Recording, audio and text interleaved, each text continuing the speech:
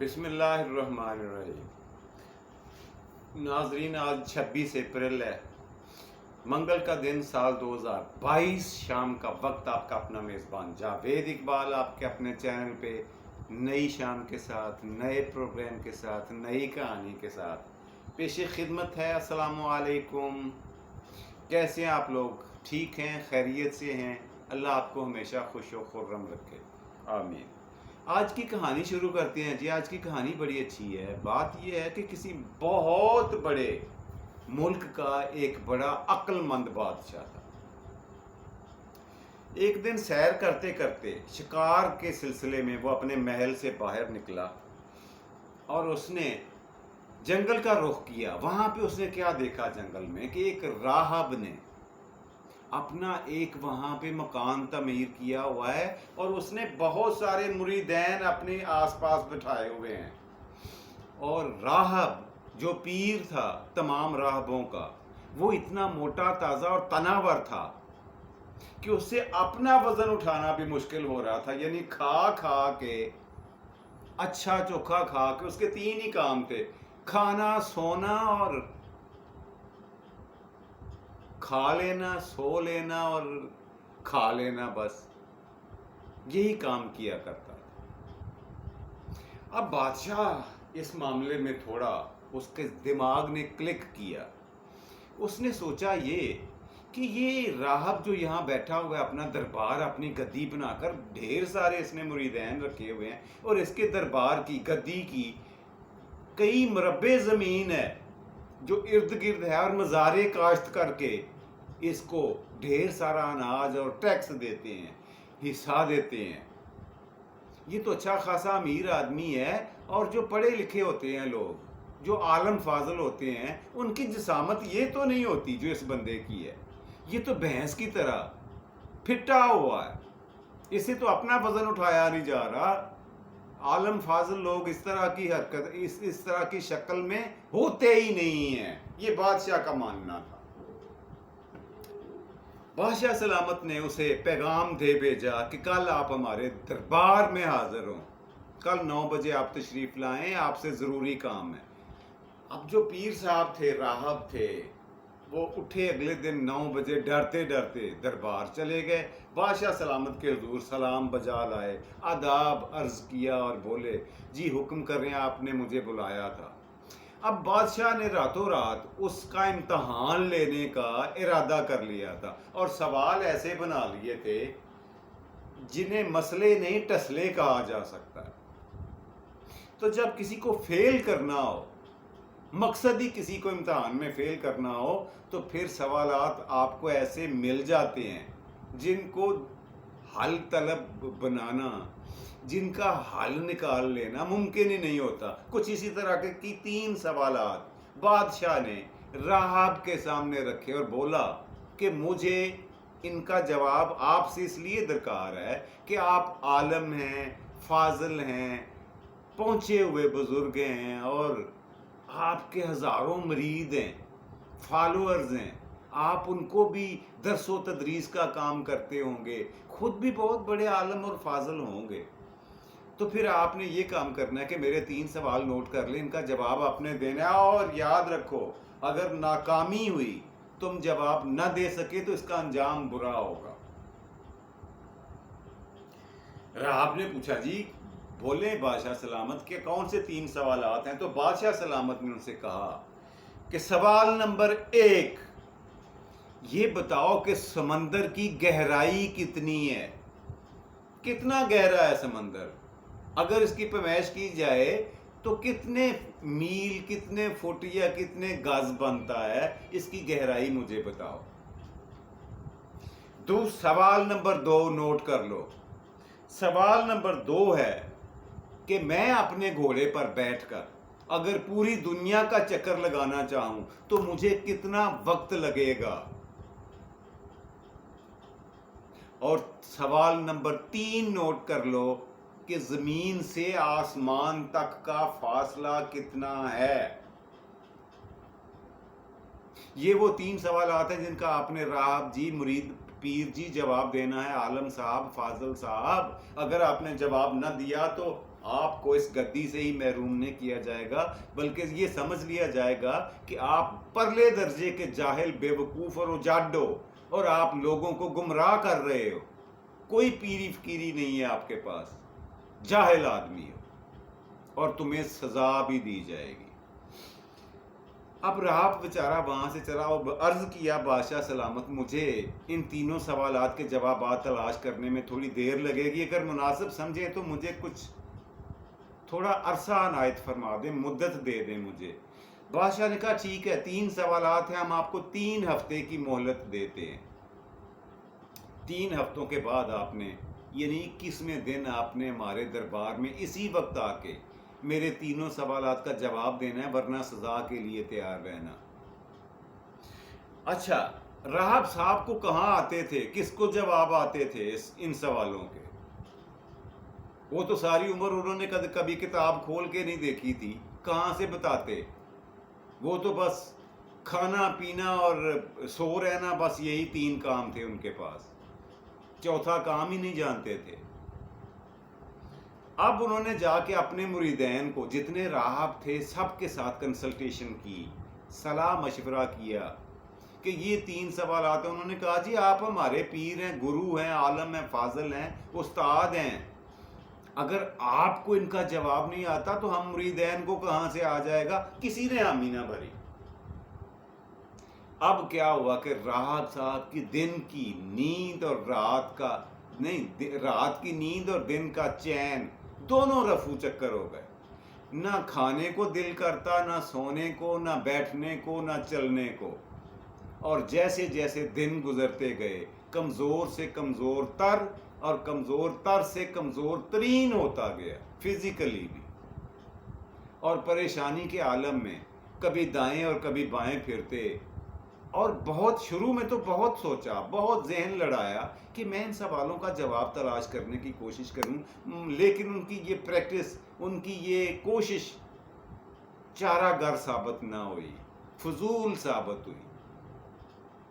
اب 20واں دن تھا کہ وہ باہر اپنے کھیتوں میں جا رہے تھے ہوا خوری کے لیے۔ انہیں پتا تھا کہ کل میرا انجام، یعنی میری جان جانے والی ہے، کل بادشاہ سلامت مجھے زندہ نہیں چھوڑیں گے۔ رستے میں ان کو اپنا ایک مزارع مل گیا، انہی کی اپنی زمین کا ایک مزارع، چٹا ان پڑھ بے وقوف۔ اس نے کہا پیر صاحب کیا مسئلہ ہے، آپ فزیکلی بھی اور مینٹلی بھی ڈسٹرب لگ رہے ہیں، اتنے نحیف اور کمزور تو آپ کبھی نہ تھے، ہوا کیا ہے؟ مجھے کچھ بتائیں، ہو سکتا ہے میں آپ کی کچھ مدد کر سکوں۔ تو راہب نے، پیر صاحب نے، چاروں ناچار، نہ چاہتے ہوئے بھی، انہوں نے سوچا کہ یہ پاگل سا، اجاڈ سا، ان پڑھ سا، بے وقوف سا آدمی ہے، اسے کیا پتا ہوگا۔ لیکن اس نے پھر بھی نا امیدی میں ایک امید کی کرن دیکھ کر وہ تینوں سوالات اپنے مزارے کو بتائے۔ مزارے نے کہا راہب صاحب بات یہ ہے کہ یہ جٹ جپے والے سوالات ہیں، یہ دور اتنا جدید نہیں ہے کہ اس طرح کے سوالات کا جوابات کسی کتاب میں آپ کو ملیں۔ یہ مسئلے نہیں ہیں، ٹسلے ہیں، اور ان کا جواب بھی اسی شکل میں دینا ممکن ہے جس طرح سے سوال ہوئے ہیں، اسی طرز پر، اسی شکل پر ان کے جواب بھی دیے جا سکتے ہیں۔ راہب نے کہا جی میری عقل فکر جواب دے گئی ہے، تم میری کوئی مدد کر سکتے ہو؟ اس نے کہا جی ہاں کر سکتا ہوں، میں کروں گا۔ پورے اعتماد اور کانفیڈنس کے ساتھ اس نے کہا صبح کے وقت آپ نے یہ کرنا ہے کہ اپنا لباس، اپنے جوتے، اپنی ٹوپی، یہ ساری چیزیں مجھے دے دیں، میں آپ کی جگہ بادشاہ کے دربار میں سوالات کے جوابات دینے کے لیے پیش ہو جاؤں گا وقت پر۔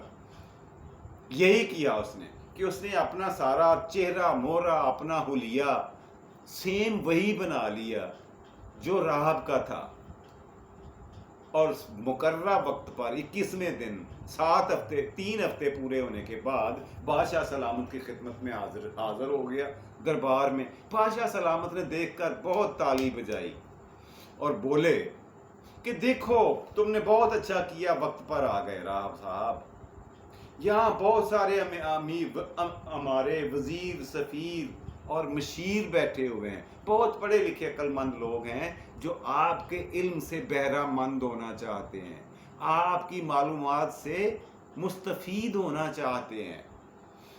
تو آپ امید ہے میرے تینوں سوالات کے جوابات لے کے آئے ہوں گے۔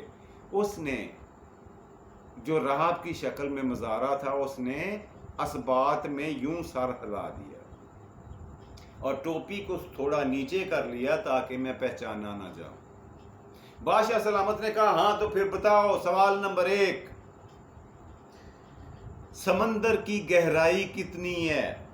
مزارے نے کہا جناب علی سمندر کی گہرائی، یہ اتنا آسان سوال، یہ تو کسی بچے سے بھی پوچھیں گے وہ بھی آپ کو بتا دے گا، اور آپ نے مجھے زحمت دی ہے۔ سمندر کی گہرائی ناپنے کا تو بڑا ہی آسان طریقہ ہے، ایک پتھر پھینکیں سمندر میں، جہاں پر جا کر وہ رک جائے گا وہ اس کی آخری طے ہے، اور وہی اس کی لمبائی ہے، گہرائی ہے۔ بادشاہ سلامت کی بات کچھ پلے پڑی نہیں، لیکن اس نے سوچا چلو ٹھیک ہی ہے، یہی جواب بنتا ہوگا۔ اس نے کہا دیکھو سوال نمبر 2 یہ ہے کہ میں اپنے گھوڑے پہ بیٹھ کر اگر پوری دنیا کا چکر لگانا چاہوں تو کتنا عرصہ، کتنا وقت، کتنا ٹائم مجھے لگے گا؟ اس نے کہا یہ منحصر ہے بادشاہ سلامت، یہ ڈیپینڈ کرتا ہے کہ آپ کا گھوڑا کتنی تیز چل سکتا ہے، اس کی سپیڈ کیا ہوگی۔ اگر آپ کا گھوڑا زمین کی رفتار کے مطابق چلے، سورج کے گرد اتنی تیزی سے گھومے جس طرح سے زمین گھومتی ہے، تو آپ کو دنیا کا چکر لگانے کے لیے، پوری دنیا کا چکر لگانے کے لیے ٹھیک 24 گھنٹے لگیں گے۔ دربار میں بیٹھے ہوئے ہر بندے نے تالیاں بجا کر داد دی اور اس کو بولا بالکل ٹھیک ہے، اس نے صحیح جواب دیا ہے۔ اور اب ہمارا تیسرا اور آخری سوال بھی سنو، اس میں if اگر مگر نہیں کہنا، if بٹ نہیں لگانا، ایکوریٹ جواب دینا ہے تم نے۔ یہ بتاؤ زمین سے آسمان تک کا فاصلہ کتنا ہے؟ اس نے بے دھڑک ہو کر کہا بادشاہ سلامت یہ بہت ہی آسان سوال ہے، یہ تو میرے بچوں کو بھی پتا ہے، میرے نوکروں کو بھی پتا ہے۔ اس سوال کا جواب آپ نے یہ پوچھا ہے کہ زمین سے آسمان کا فاصلہ کتنا ہے، تو نوٹ فرما لیں سارے لوگ، زمین سے آسمان کا فاصلہ 42 کروڑ 13 لاکھ 12,360 میٹر اور 6 فٹ اور 3 انچ ہے۔ اس نے کہا تم اتنے اعتماد کے ساتھ کیسے کہہ سکتے ہو؟ اس نے کہا جی یہ ہے ہی اتنا جتنا میں نے آپ کو بتا دی ہے۔ اگر آپ کنفرمیشن کرنا چاہیں تو ایک بہت بڑا ایک لمبا سا فیتا بنائیں، اپنے 2 بندوں سے کہیں کہ ناپ کر دیکھ لیں، اگر فرق ہو میری بتائی ہوئی اور میرے بتائے ہوئے جواب میں اور آپ کی پیمائش میں اگر فرق نکل آئے 1 انچ کا بھی، تو میری گردن حاضر ہے، اور اگر اتنا ہی ہو تو میں انعام کا مستحق ہوں۔ اب کون ناپے، کنفرمیشن کون کرے؟ بادشاہ کو چاروں ناچار اس جواب کو بھی تسلیم کرنا پڑا، اور اس نے خوش ہو کر یہ کہا کہ ہم آپ کو منہ مانگا انعام دیں گے اگر آپ یہ بتا دیں کہ اس وقت میرے ذہن میں کیا ہے، میں کیا سوچ رہا ہوں۔ اب اس نے مزارے نے کہا بادشاہ سلامت یہ مجھے پتہ ہے آپ کیا سوچ رہے ہیں، لیکن یہ بھی جان لیں کہ آپ جو بھی سوچ رہے ہیں نا وہ غلط ہے، آپ غلطی پر ہیں۔ بادشاہ سلامت کی آنکھیں سرخ ہو گئیں، رگیں پھول گئیں، اور بتاؤ میں کیا سوچ رہا ہوں اور وہ غلط کیسے ہے؟ اس نے کہا سرکار اگر جان بخشی کی امان پاؤں، اگر جان کی امان پاؤں، اگر آپ یہ وعدہ کرے کہ میری جان بخش دیں گے تو میں بتا دیتا ہوں۔ اس نے کہا بولو بتاؤ۔ اس نے کہا آپ یہ سوچ رہے ہیں کہ بڑا ذہین فتین راہب ہے میرے سامنے کھڑا ہوا، واقعی عالم اور فاضل ہے، پیر کہلوانے کا حقدار ہے۔ اس نے کہا ہاں بات تو یہی ہے، لیکن یہ غلط کیسے ہوئی؟ تو تو اس مزارے نے اپنے سر سے ٹوپی اور جسم سے وہ لباس اتارا اور نیچے سے اپنا اصلی لباس بادشاہ سلامت کو دکھایا اور کہا کہ میں راہب نہیں ہوں، میں راہب کا ایک معمولی مزارہ ہوں، مزدور ہوں، اس کی کھیتوں میں کام کرنے والا ایک ہل چلانے والا آدمی ہے۔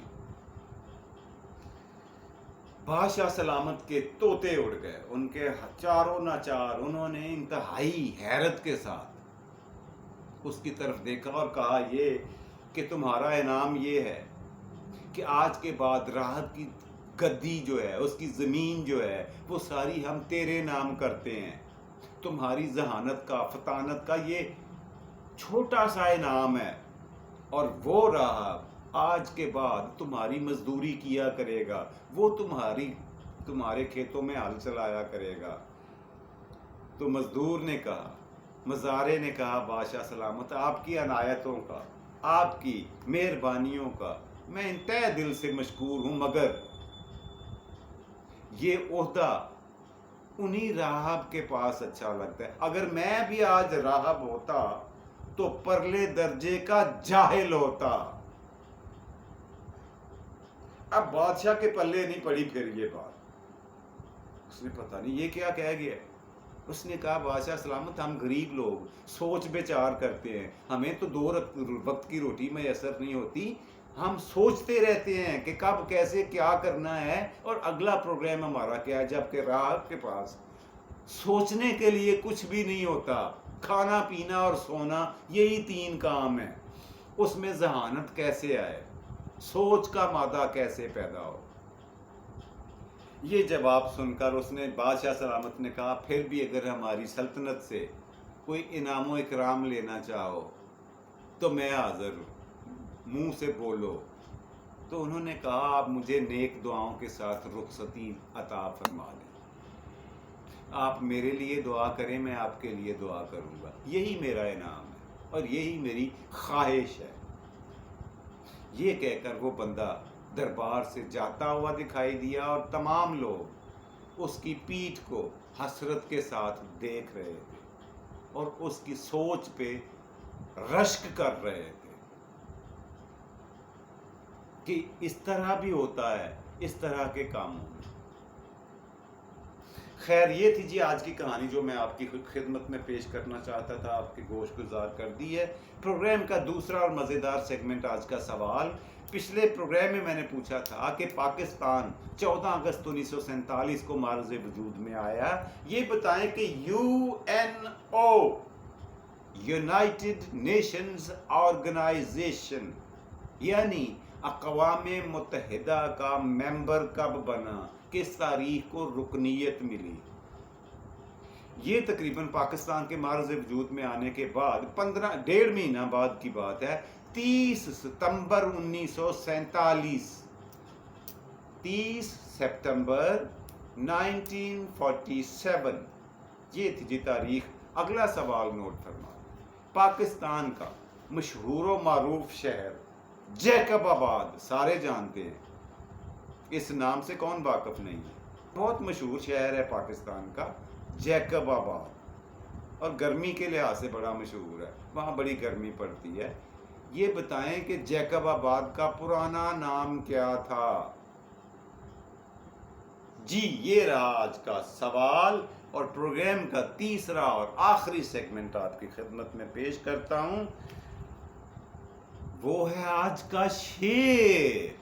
جی آج کا شعر ملاحظہ فرمائیں، لوگ خوش مزاج کہتے ہیں مجھے، لوگ خوش مزاج کہتے ہیں مجھے، میں نے خود کو اکثر اداس پایا ہے۔ یہ تھا جی آج کا پروگرام اور تھی آخری بہترین سیگمنٹ۔ مجھے اپنے میزبان جاوید اقبال کو دیجیے اجازت، اپنا اور اپنے پیاروں کا ڈھیر سارا خیال رکھیے گا۔ فی امان اللہ، اور پاکستان زندہ باد۔ گڈ نائٹ، شب بخیر۔